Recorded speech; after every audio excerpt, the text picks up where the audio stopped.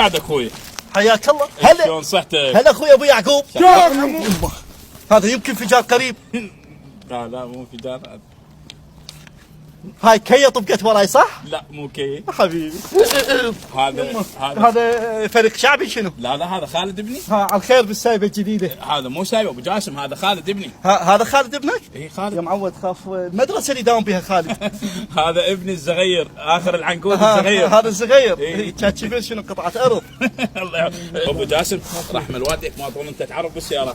اريد اشتري سياره لخالد ابني. تلقى سياره؟ ايوه. انا اشوف تاكل ذبيحه اكبر، شنو اللي من سياره؟ يعني انا اعرفك فد تريلر اقصد شارجر. هم يلا شارجر. إيه.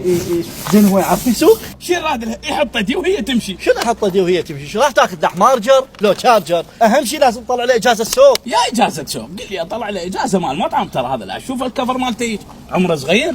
ايش قد عمره هذا؟ 16 سنه. ها 16؟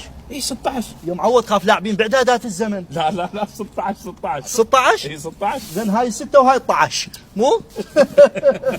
يعني 16 سنه وتريد تسلمه سياره شلون يصير؟ هو حتى بعد ما بالغ كثر بالرشد.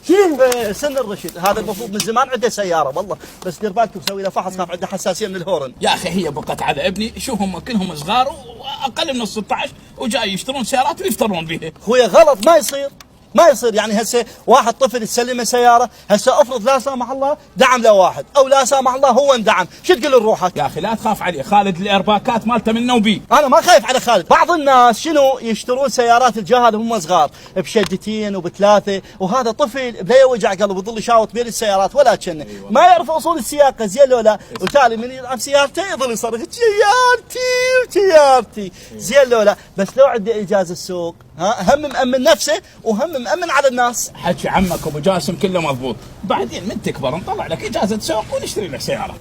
هو جا المرور هاك جا المرور. وين؟ ادري، وانت شو لك علاقه بالمرور؟ يا معود وانا ما عندي اجازه توخر. شلون؟ ما عندي اجازه. ما عندك اجازه؟ جاسم